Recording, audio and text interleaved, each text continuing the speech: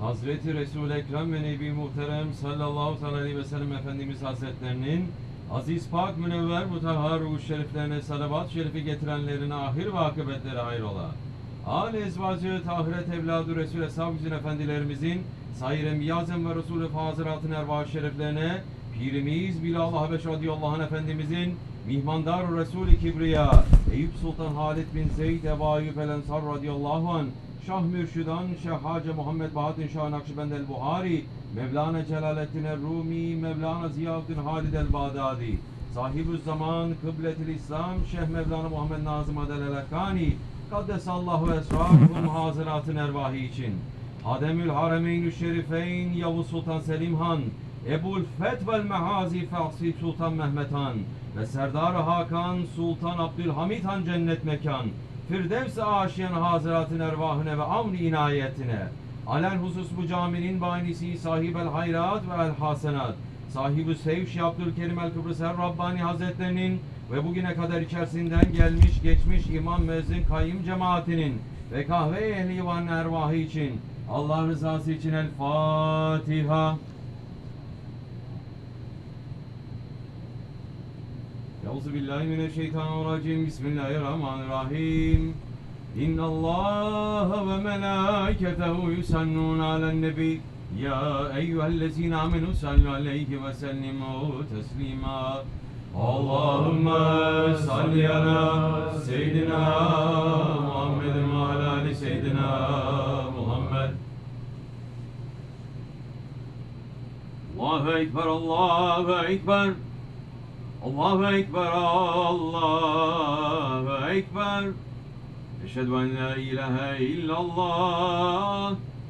Eşhedü en la ilahe illallah. Eşhedü enne Muhammeden Resulullah.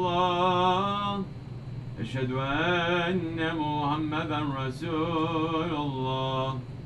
Hayya ale's-salâh. Hayya ale's-salâh. Hayya alel-felâh. Hayya alel-felâh. Allahu Ekber, Allahu Ekber.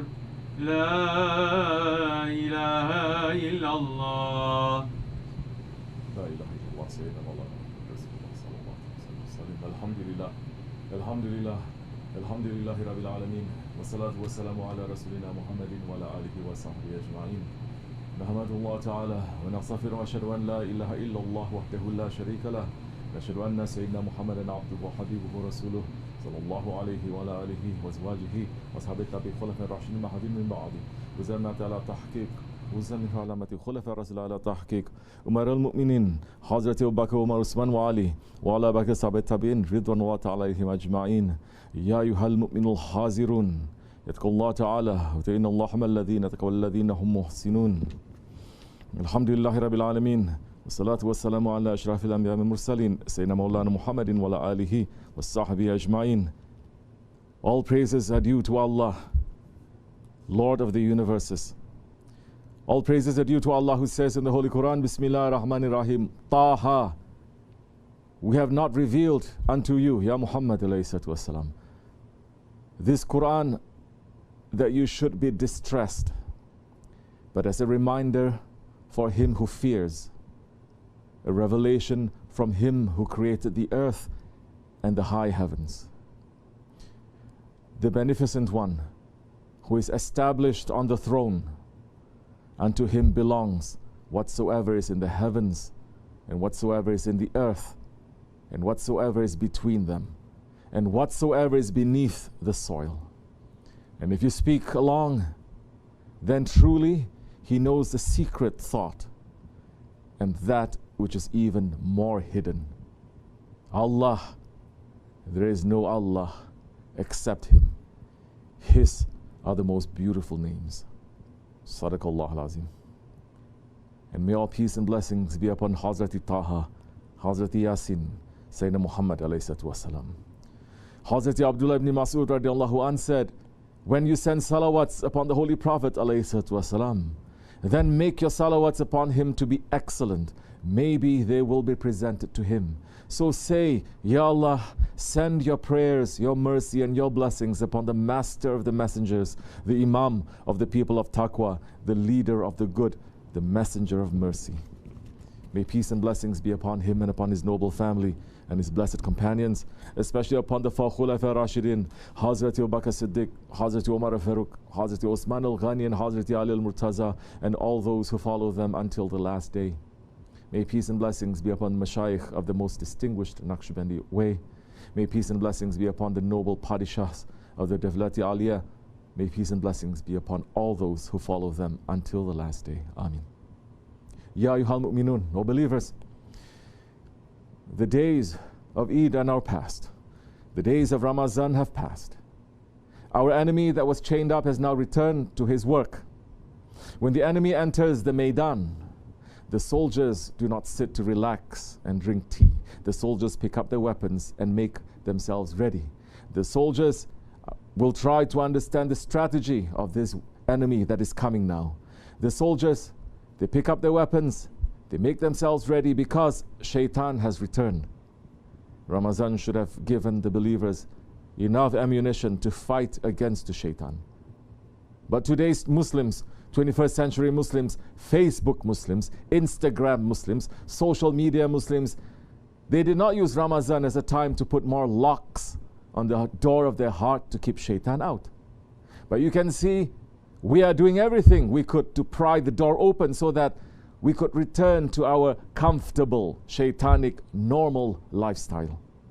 And that is why we are seeing that so many Muslims, not only did they not change after Ramadan, but we become worse. This is not the way that believers are supposed to be. The believer is supposed to be constantly on guard. Our Shaykh has told us these words so many times that they have made a naqsh on our heart, inshallah. The believer must be awake and aware. Holy Prophet ﷺ said, the believer does not allow himself to be bitten twice from the same hole. Imam al-Nawawi, radiallahu an, gave the context, the situation of this hadith, saying that during the battle of Badr, there was a mushrik poet who was taken prisoner. Holy Prophet ﷺ let him be free if he promised not to fight or to insult the Holy Prophet ﷺ. The man took his freedom and broke his promise and came back to fight in Uhud and was taken prisoner. When the man asked to be freed again, the Holy Prophet ﷺ said, the believer does not allow himself to be bitten twice from the same hole. We have enemies, inside and outside, that keep coming back to us again and again and again, and we open the door wide for it to come. We don't even believe that these are our enemies. We believe that these are our friends. Our ego and our shaitan are betraying us, and yet every time we're making friends with them. This is not the characteristic of a believer, because a believer is not stupid. Holy Prophet ﷺ has said that Allah subhanahu wa ta'ala is addressing the believers in the Holy Quran and is always calling them people of aql, people of understanding, people of zikr, people who take signs, people who reflect. The believer, as our Shaykh says, is awake and aware. And the greatest enemy of the believer is to be in ghaflat, that is ghafilun. Every intelligent person knows that one of the best ways to prepare yourself against your enemy is to sit down and to analyze the past, to sit down and to make tafakkur, to think, to sit down and to study the history. The Quran is filled with history. The hadiths are filled with history. Awliya Allah, real awliya Allah, is speaking non-stop about history. Our Shaykh Sahib-ul Saif is saying, look at your history. And Muslims must know their history first for them to be able to understand the hadiths and the ayats. If you don't know the history of Islam, then you cannot understand the hadiths of the Holy Prophet ﷺ. So what can we learn from our history in this time, in these days, that will give us benefit? Look at our calendar. Not the illusion and delusion fake calendar. Look at the calendar of Islam. We have just passed through the remembrance of the Battle of Uhud and the Battle of Hunain. These two battles, they contain so many lessons for the believers. Believers past, present, and future, if they would just sit and to think and to reflect and take lesson from him. Because everything that the Holy Prophet ﷺ did is for the benefit of the Ummah until Judgment Day. And the lessons that we benefit from his experiences, they are never ending. These two battles have so many lessons for us. For us, for those who are coming out of Ramadan, if you would just sit and think. Or if you would just sit and think with the Ahli Zikr. Or if you would just be in the sohbat of those who remember Allah. Uhud came after Badr. The believers had won a miraculous heavenly victory in Badr. 313 believers completely defeating 1,000 mushriks with all their ammunition, with their weapons, and with everything that technology was giving them in terms of warfare, and the believers had nothing. Allah subhanahu wa ta'ala tells us that 5,000 angels came from the heavens to give aid to the believers. The believers were strengthened by the victory that came to them from Allah subhanahu wa ta'ala.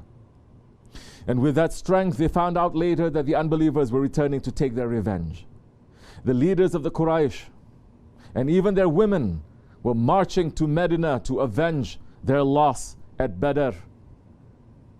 Their army was commanded by great warriors. Abu Sufyan, Khalid ibn Walid, Ikrimah ibn Abu Jahl, who had not yet accepted Islam. Holy Prophet ﷺ's uncle, Hazrat Abbas, sent a secret letter to the Holy Prophet, giving him information about the army that was coming. When Holy Prophet ﷺ sat in Shura, in council with the Sahabis, he said that the Muslims should stay inside Medina and defend the city from inside. And most of the senior Sahabi, they accepted this strategy. But some young people whose blood was hot and they were coming out very confident from Badr, they said, we should go out and fight. And their words traveled around until some people insisted on leaving Medina and going to the battlefield to fight. So Holy Prophet ﷺ accepted their insistence. And after Asr prayers, he went to his home with Hazrat Abu Bakr and Hazrat Umar to put on his armor. The people who insisted on their idea, when they were reminded by the other senior Sahabis, they felt very bad. And they realized that they had made a mistake, and they came to the Holy Prophet ﷺ and begged him to stick to his original plan. But the Holy Prophet ﷺ said, the Prophet is not one to put away his armor and sword once he puts them on, until Allah's judgment is fulfilled between him and his enemies. Obey me from now on. Victory will be yours as long as you stick with things patiently. There is a big lesson in this for believers. There is a big lesson in this for the believer. And understand that even though a mistake was made, Holy Prophet ﷺ is telling the believers, we will still be victorious as long as you are obedient and patient.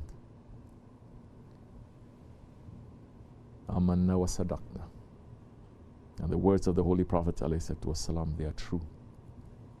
As long as the believers obeyed fully, the Muslims had the upper hand. Even though more than 300 hypocrites left the Muslim army before the battle, the true believers were being given victory at Uhud.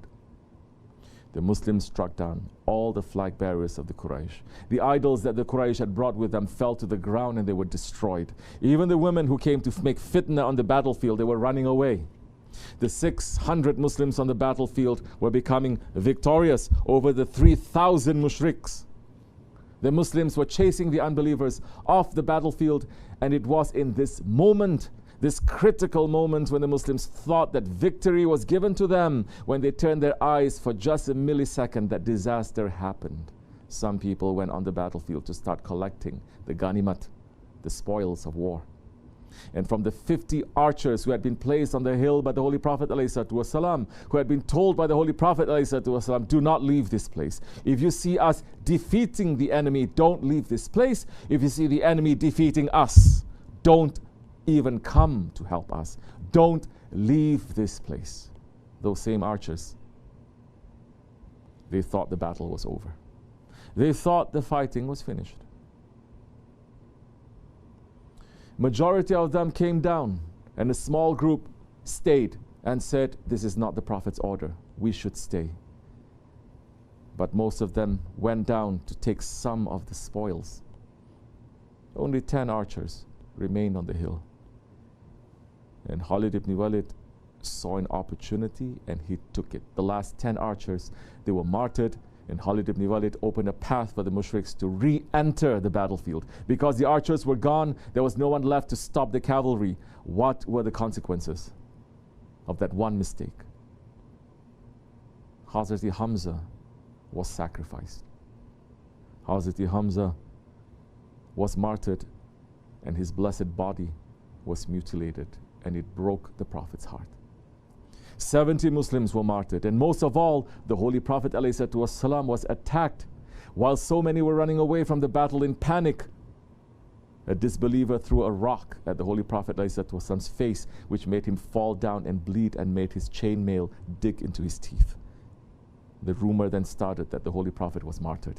The Sahabi had to shield the Holy Prophet with their own bodies, catching arrows with their backs and on their chests, because of one mistake. Because there was a moment when they were sleeping, they were not awake and they were not aware. And that vigilance was dropped in the face of the enemy. In the end, Allah subhanahu wa ta'ala still saved the honor of the Muslims because they chased the Quraysh away from Medina. Uhud is a lesson. After victory, the believer cannot relax. The believer cannot take the help of Allah for granted. The believer cannot forget the order of the Prophet ﷺ, of the Master for even a moment, because turning away from the order causes destruction. Allah subhanahu wa ta'ala is talking about this in the Holy Quran, saying, Bismillah ar-Rahman ar-Rahim. Allah had definitely kept His promise to you when you were defeating the enemy by His permission. Until that moment, when your courage failed you, and you disagreed about the order, and you disobeyed, after He had shown you that which you love. Some of you desired dunya, and some of you desired akhirat. Therefore He made you flee from them, that He may test you. Yet now He has forgiven you. Allah is a Lord of kindness to the believers. When you climbed the hill and didn't look at anyone while the messenger who was behind you was calling you to keep fighting, therefore Allah repaid your grief for the Prophet's grief, that He might teach you not to sorrow either for what had missed you or for what had happened to you. And Allah is informed of what you do. Sadaqallahu al-Azim. Allah subhanahu wa ta'ala looks to His Prophet first. Allah subhanahu wa ta'ala gives victory to His Prophet. As long as the believers are in the way of the Prophet, obeying the Prophet ﷺ, listening to him when he calls them, victory is theirs. But if they cause grief to the Holy Prophet ﷺ, then Allah subhanahu wa ta'ala will repay that grief. These are the words of Allah. That is the lesson of Uhud.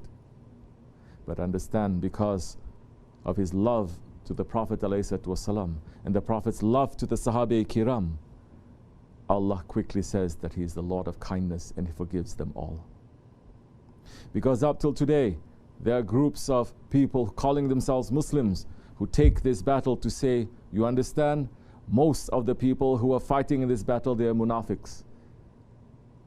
And they still hate them and curse at them until this day.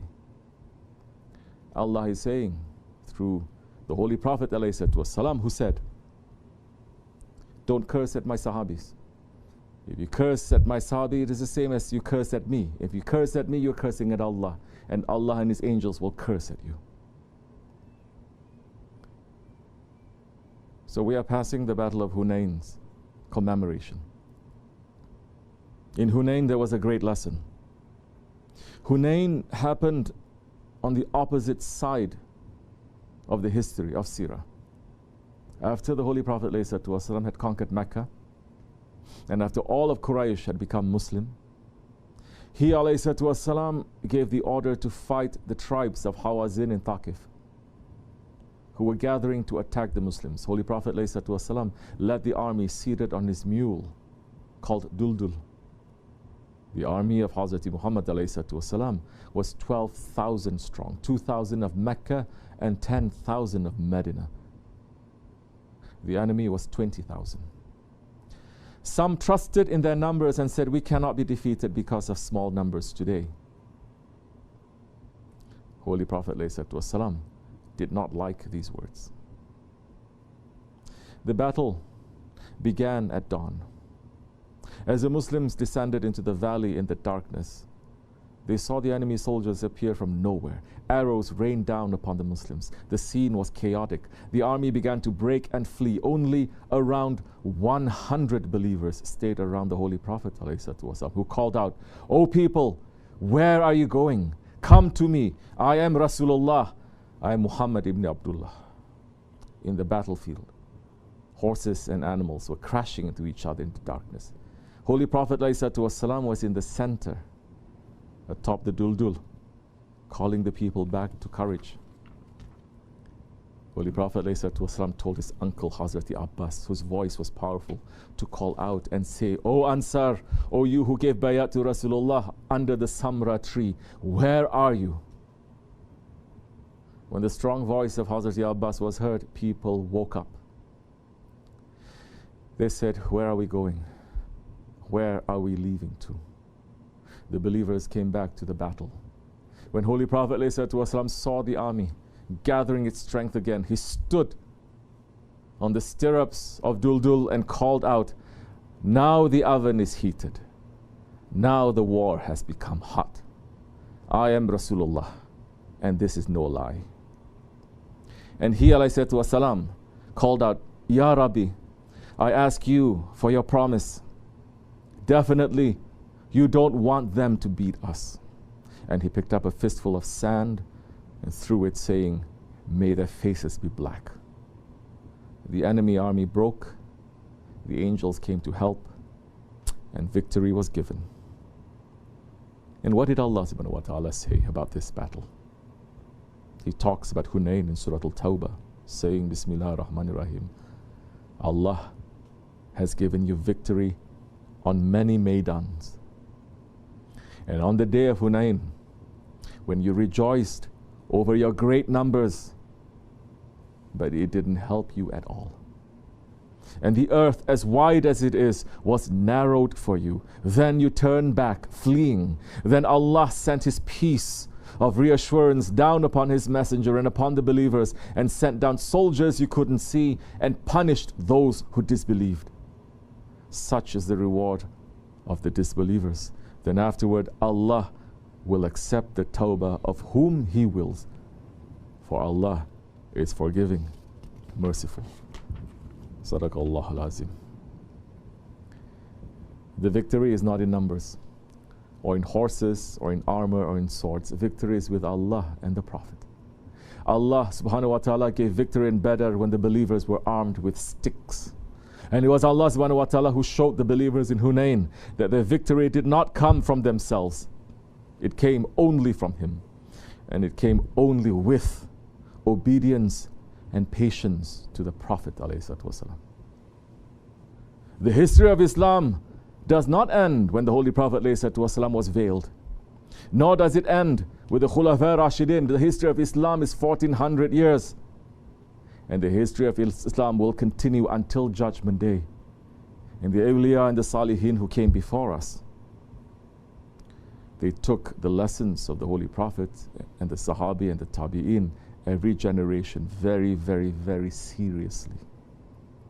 They studied it, they memorized it, they put it in their hearts, they put it in their lives, they learned from it, and they built their lives upon it, so that the palace of Islam became grander and more majestic with every generation. And today, we are in the commemoration of one of the most majestic days in our history.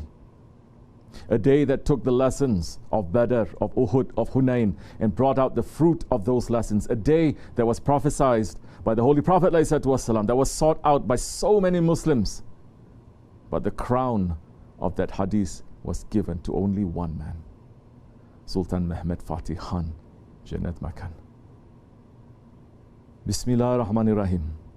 Truly, you shall conquer Constantinople. What a wonderful leader will the leader be, and what a wonderful army will that army be. Our salams to the wonderful leader Sultan Mehmed Fatih Khan.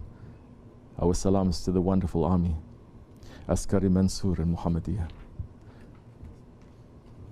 Look at our Sultan Mehmed Fatih Khan. Why is he Jannat Makan?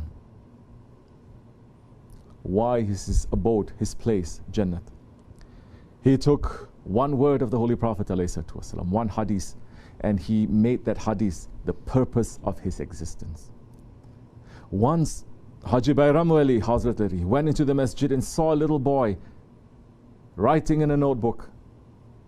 He saw that it was the Shehzadi Mehmed, and he asked him to show what was inside, and that prince at that age was drawing the plans of conquering Istanbul. He had one purpose: obedience and submission and patience to the Holy Prophet ﷺ. He had one objective: to bring the words of the Holy Prophet ﷺ into reality.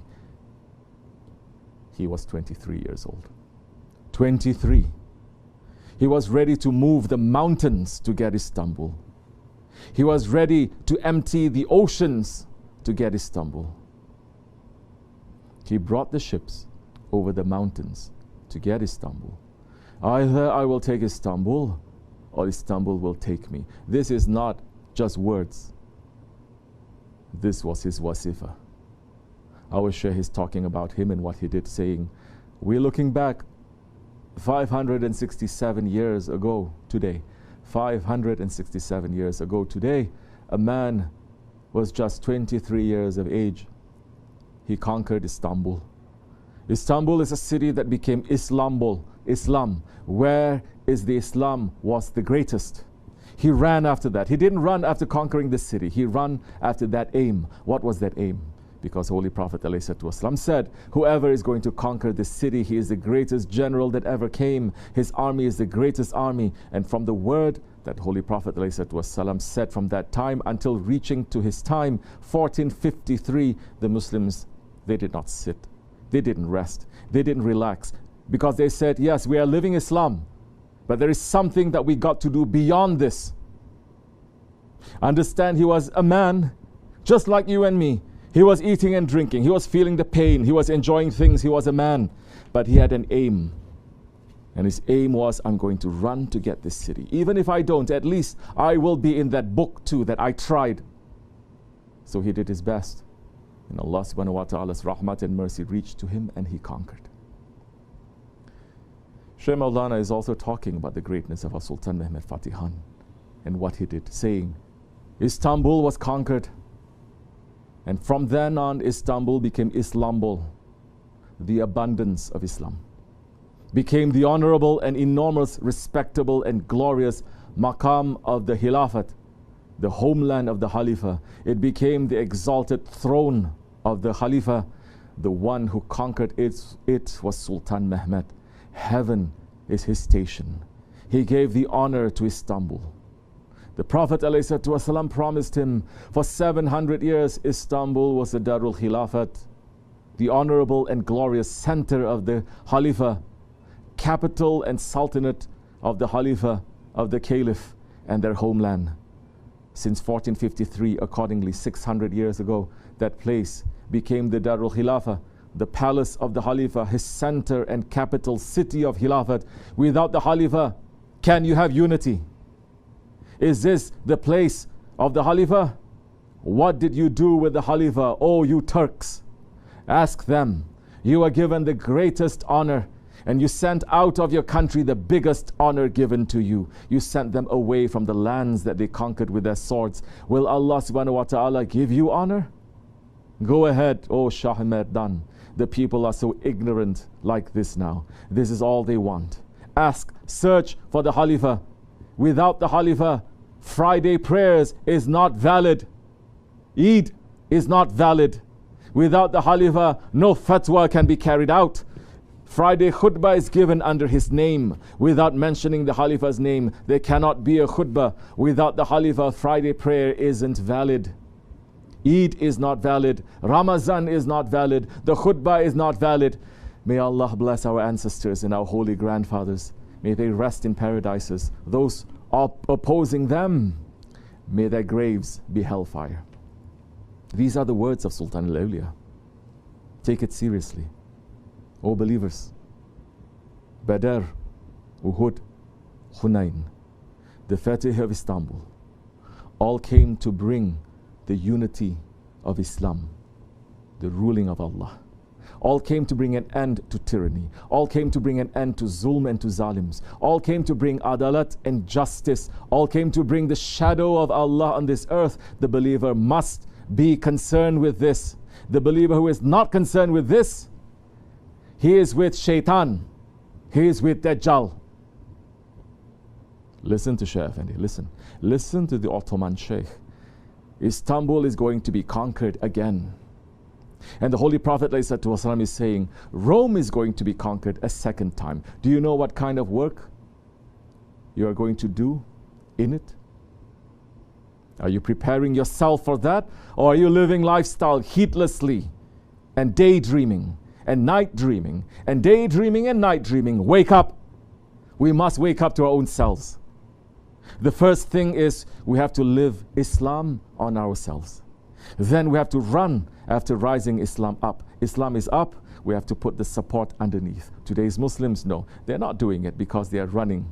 They're not doing it because they are running to live for themselves. But they're not even living for themselves, let alone Islam. Those people, they lived for Islam. They left everything. They left their children, their families. Whatever they owned, they left it. And when they were going for the sake of Allah subhanahu wa ta'ala, they didn't make any plans for turning back. They made plans thinking, I will become a martyr in this war. That's how they went. Oh Muslims, check yourselves. Don't wait for me to say anything to you. We should stop fooling our own selves. Islam is going to take over, but the Muslims, if they are heedless, then Allah is not in need of us. He says, I will create new nations and I will give it to them, as He did. When we became heedless, He took it from us and He gave the power to other nations. If they wake up, they wake up. If they don't, then He will take it from them and He will give it to other nations. This is going to rise. It is the Holy Prophet's order. It is going to come up.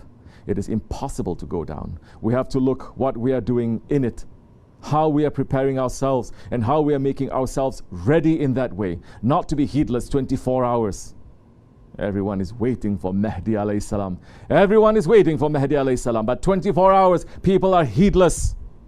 Do you think when Mahdi alayhi salam is coming, he's going to come to tell us, oh, Your Highness, I am here. You want to join me? You want to help my work? If that is what you are thinking, then you're going to think until Azrael is coming, and you're going to find yourself on the opposite side when Mahdi alayhi salam is coming. Heedlessness is not accepted for believers. The believers cannot be heedless all the time. From time to time, Shaitan may fool you, but you have to wake up to yourself.